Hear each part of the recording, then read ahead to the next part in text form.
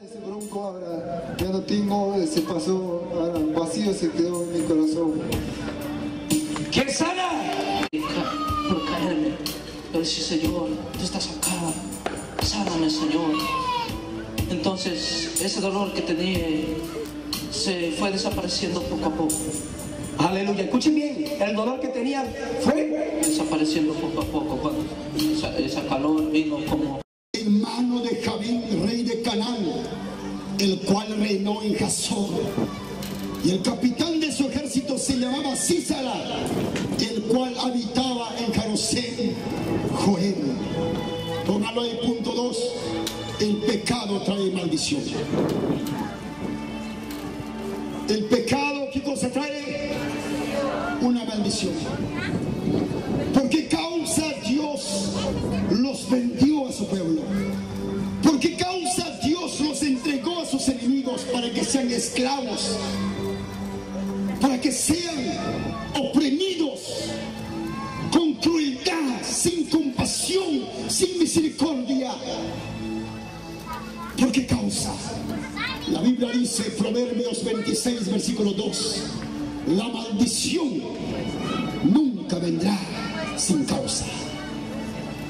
Una maldición es un mal, y ese mal no vendrá sin razón, sin causa. Aunque hay cosas que suceden para una bendición. ¿Por qué para una bendición, pastor? Claro. En una ocasión le preguntaron a quién. Le preguntaron a Jesús: Maestro, ¿por qué nació ciego ese joven? ¿Quién pecó? ¿Su padre o pecó el niño en el vientre de su mamá?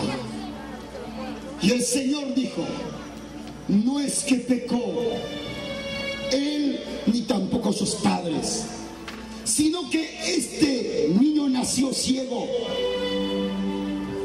para que las glorias de Dios, para que el poder de Dios se manifieste en él. O sea que este niño nació ciego con un propósito y un plan de Dios. ¿Qué quiere decir eso, pastor? Quiere decir, a veces no todo viene por causa del pecado. Hay cosas que van a sucederte, problemas, tempestades, problemas en tu matrimonio, problemas en la iglesia, problemas con la comunidad, problemas de diferentes maneras. Y tú dices, ¿por qué me sucede eso? ¿Por qué me está pasando a mí si estoy orando, si estoy ayunando, si estoy cumpliendo con mi mayordomía? ¿Por qué me pasa esto? ¿Por qué me sucede? Pero hay una palabra, hay una respuesta. Lo que te está sucediendo, lo que te está pasando, es un propósito de Dios. Es un plan de Dios. ¿Por qué?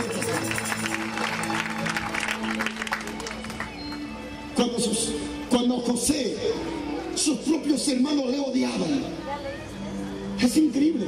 Sus propios hermanos le aborrecieron por causa de su suegro. No querían matarlo.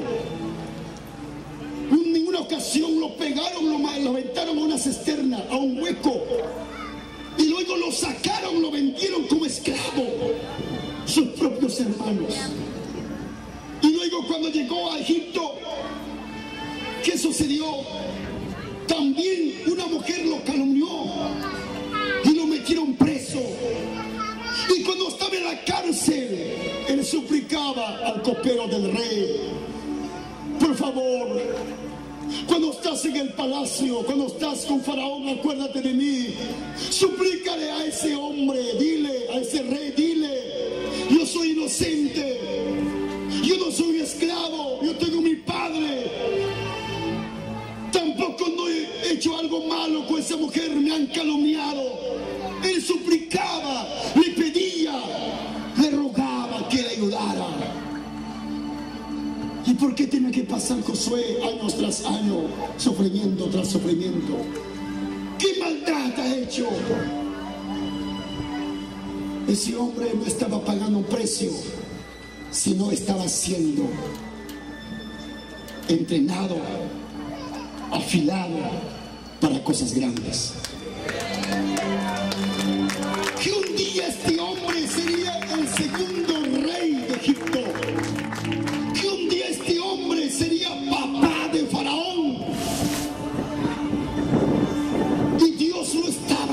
forjando. Dios lo estaba forjando como hombre de rey, para que sea hombre cabeza, como rey que sepa gobernar, que en esa enemistad sepa amar a sus enemigos. Dios lo estaba entrenando. Por eso que José dice, ¿qué dijo José? En Génesis 45, versículo 5 y versículo 8, ¿qué dice? Cuando vieron su hermano ahí arrodillado y vieron que José, aquel muchacho que lo vendieron como esclavo, ya era rey, ya era gobernador, era segundo faraón, sus hermanos se asustaron. Seguramente nos van a mandar fusilar, seguramente nos van a meter a la cárcel por haber hecho eso, por haber vendido. Pero José, ¿qué dijo? ¿Qué dijo José? Hermanos, no se asusten, no tengan miedo, no estén entristecidos. Ustedes están asustados porque me vendieron, no fue ustedes, fue Dios, fue el plan de Dios, fue el propósito de Dios, quien les utilizó a ustedes para que me vendieran y que llegue a Egipto para que yo sea cabeza de esta nación. Aleluya. Él ya no dice ustedes malos me vendieron, ya no dice, sino dice no fue ustedes, no fueron ustedes, fue Dios. Así Dios actúa, así Dios trabaja. De una otra manera, ustedes no lo entienden, así como José se paran quejándose.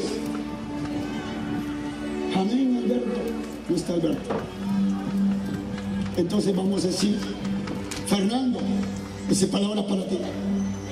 A veces ves por qué me sucede esto, por qué me pasa esto. Hermano, Dios te está entrenando para cosas grandes. Más bien gózate, alégrate. No estés, hermanos, quejándote. No estés lamentándote. Y si te robaron, aleluya, dile gracias al Señor. Si me robaron es porque viene otro mejor, aleluya.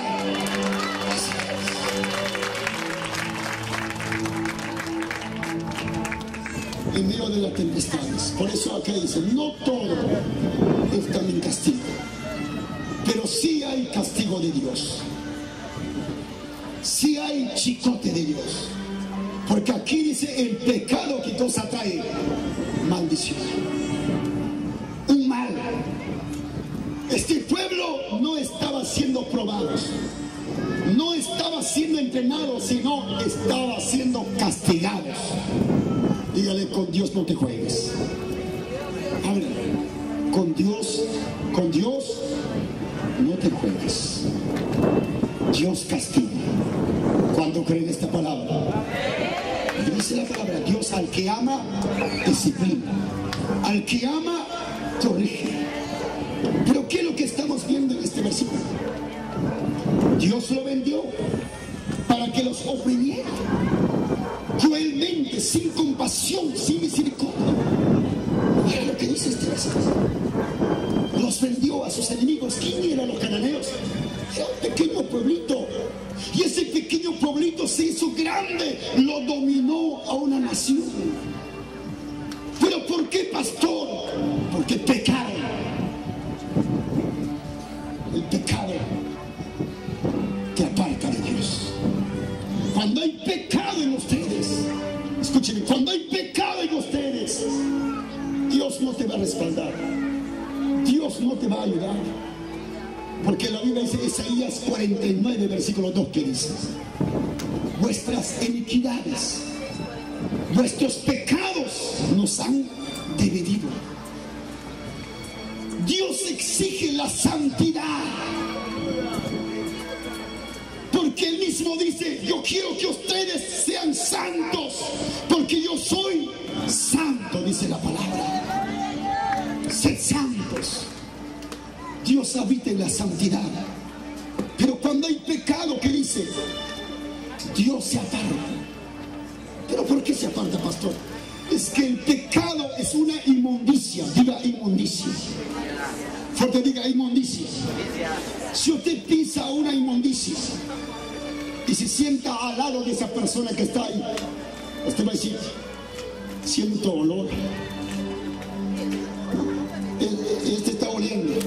Mejor me separo más aquí. Pero ¿por qué se separa? ¿Por qué no se acerca? Porque esa persona ha pisado una inmundicia y está oliendo. Esa persona cuando viene al púlpito también seguirá oliendo. Donde que va, sigue oliendo. Así es el pecado de adulterio. Así es pecado de fornicación. Así es pecado de qué, de mentira. Pecado de orgullo. Pecado de vanagloria. El pecado de envidia. Pero ¿por qué Dios no me ayuda? Yo quiero ayudarte, hijo. Pero lava tus pecados. Aséate de tus pecados porque tú hueles. Y cuando hay pecado, Dios dice, se aparta. Inclusive dice, me voy a esconder de ti. Isaías 59, versículo 2. ¿Qué dice? Pero vuestras iniquidades han hecho división entre vosotros, y vuestro Dios y vuestros pecados han hecho ocultar de vosotros su rostro para no escucharte. Dice, cuando hay pecado, Dios dice, primero arrepiéntete, pecador. Primero lava tus pecados. Dice la Biblia que Dios está atento a la oración de los justos, no de los pecadores. Dios espera que ese pecador se arrepienta, lave sus pecados con la sangre de Cristo. Eso es lo que la Biblia nos enseña. ¿Cómo será el pecado? Cuando ustedes, hermanos, yo sé que hay muchos que están aquí, hoy día son hermanos, hoy día han demostrado que aman a Dios. Hoy día han demostrado, pase lo que pase, cueste lo que cueste, voy a servirte al Señor. Pero llegará de acá de 2 años, 3 años, usted ya no estará en la casa de Dios.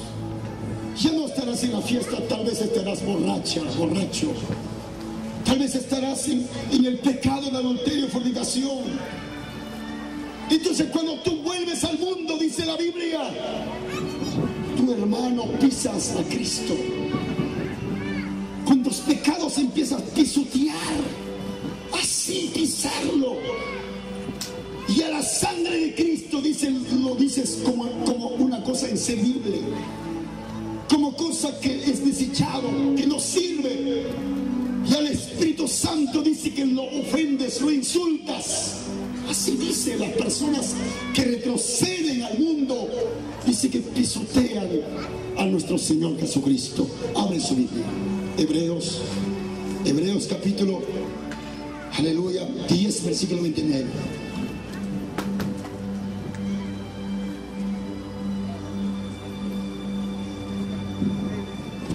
Todos tenemos, mira, léalo la Biblia. Es importante que ustedes sepan.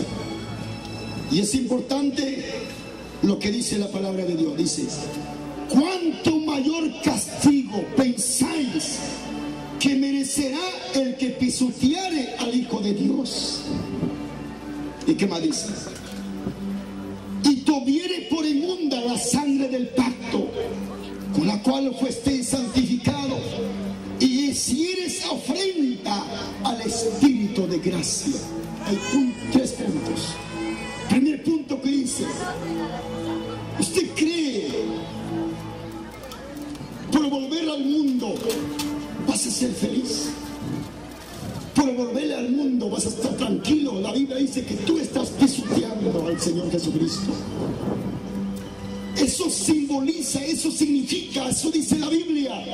Los que dejaron al Señor, los que abandonaron al Evangelio, los que abandonaron a nuestro Señor Jesucristo, están pisoteando a Él.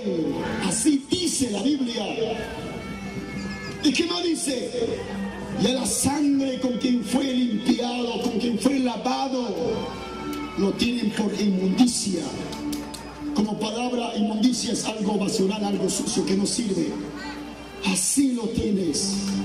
¿Y qué más dice? Lo pisoteas y lo insultas, lo ofendes al Espíritu de gracia.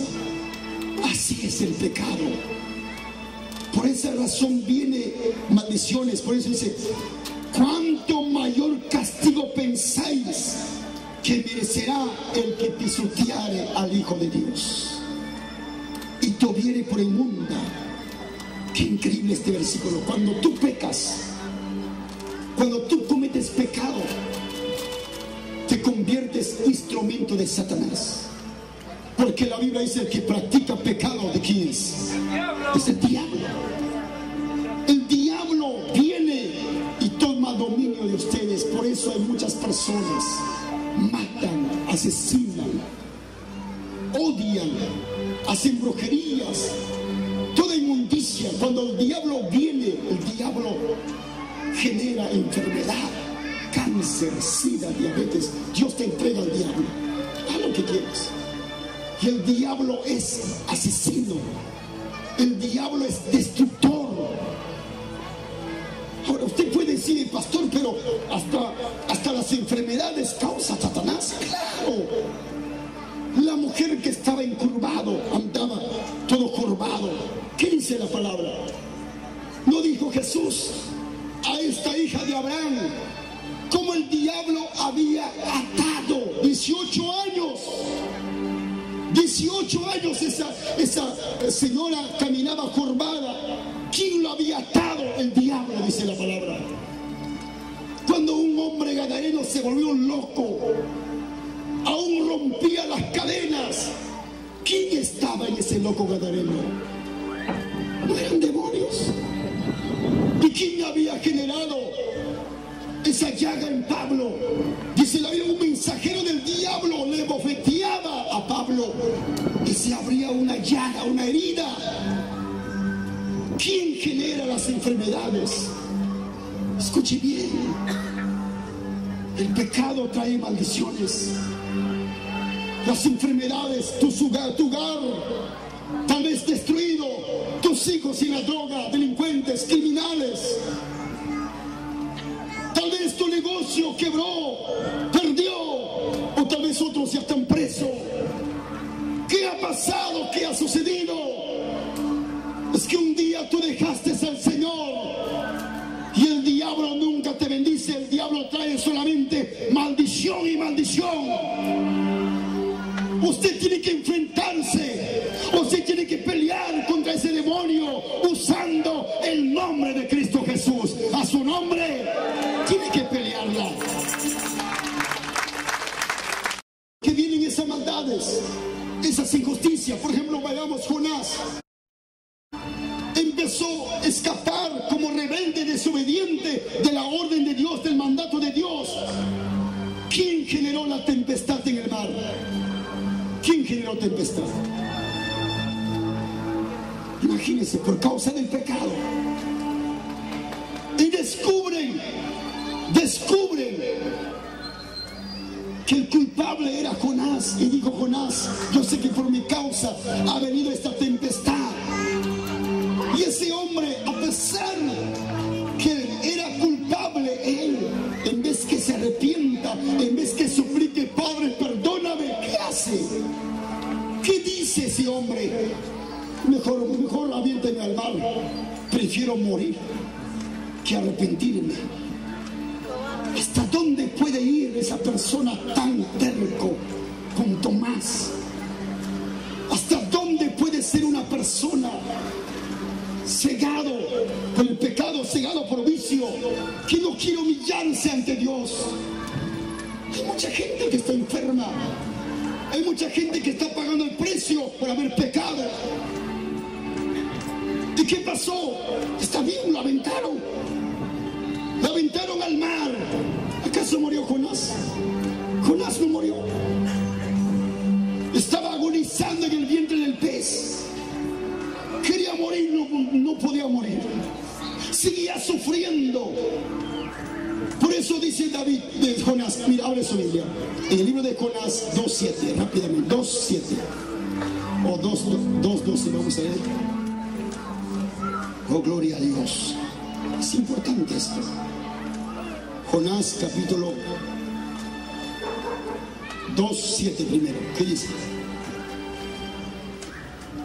Cuando mi alma desfallecía en mí, me acordé de Jehová y mi oración llegó hasta ti en tu santo templo.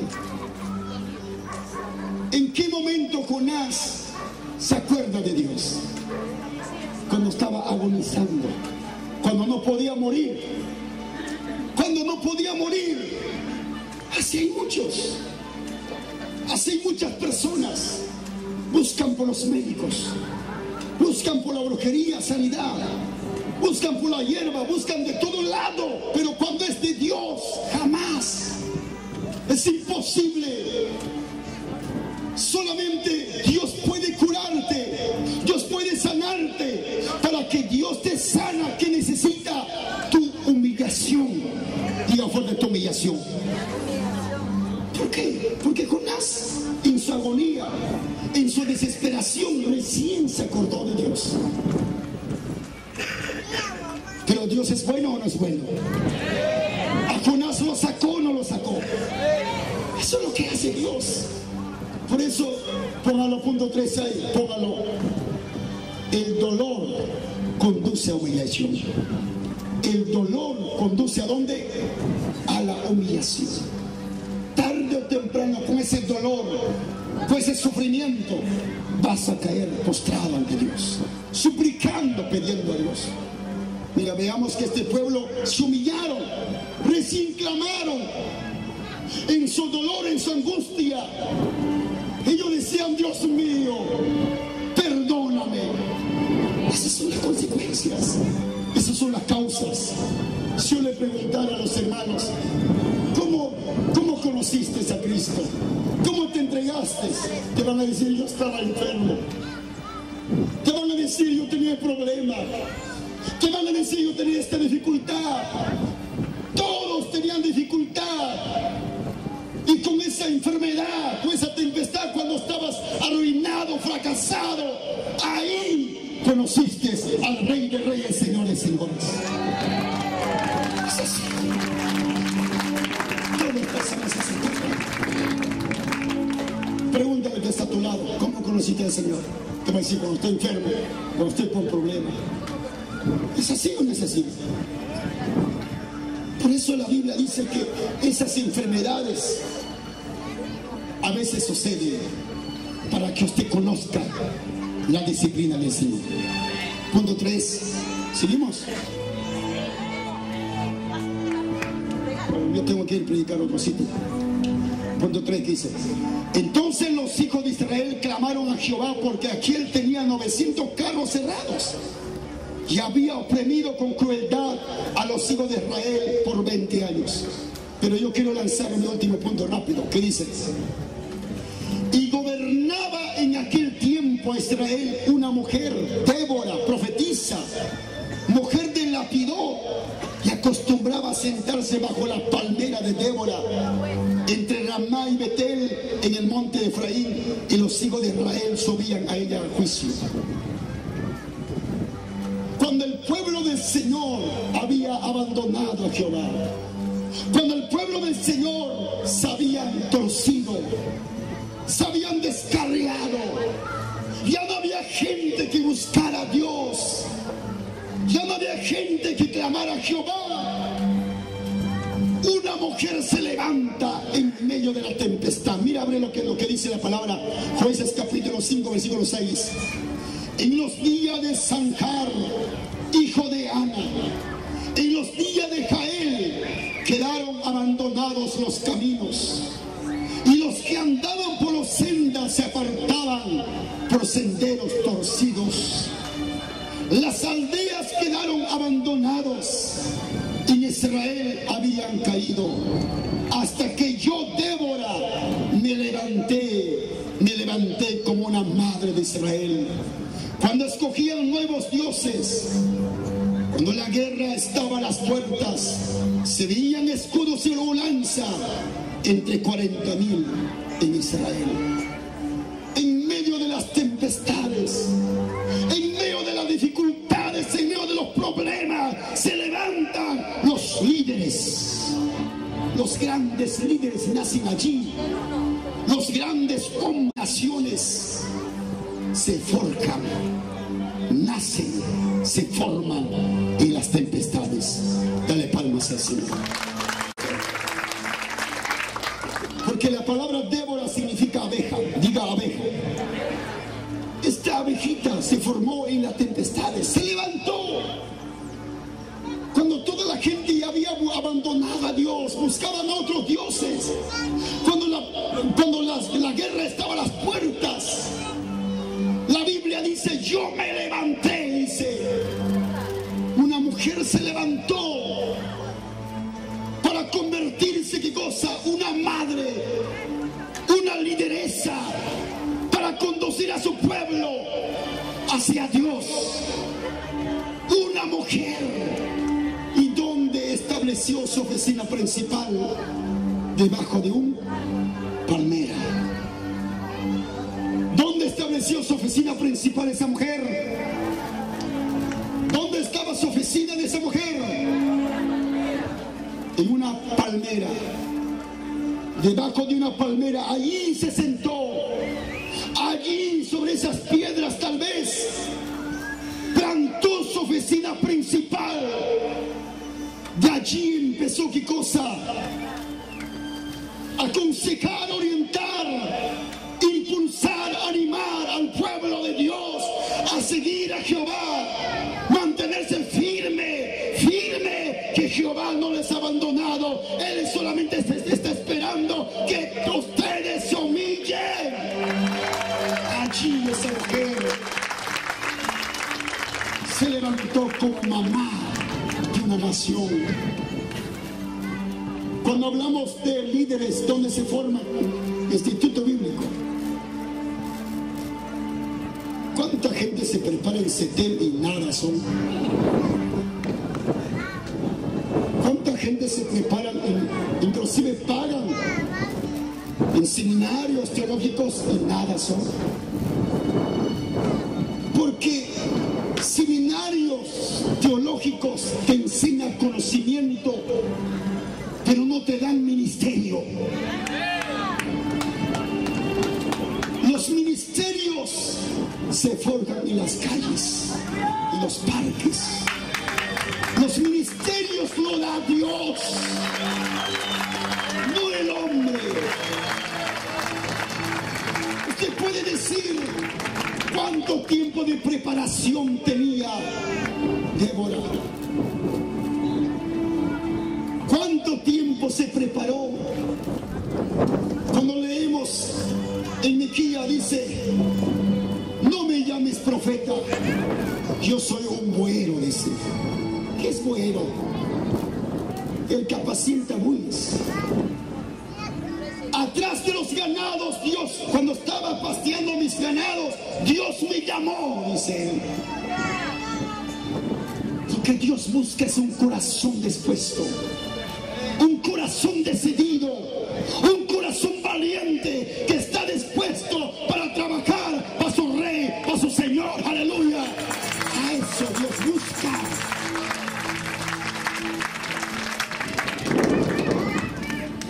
Cuando leo Moisés, ¿dónde nació? Este gran guerrero, este gran líder, ¿dónde nació? En medio de las tempestades. Había una prohibición. Todo hijo que nazca de los hebreos sea arrojado al río, a las aguas, que muera ahogado. Había una ley, ya había establecido una ley que deben morir todos los hijos varones que nazcan de los hebreos. Cuando había en esa tempestad, cuando había ese problema, cuando había esa ley, allí nació el gran guerrero, el gran líder llamado Moisés.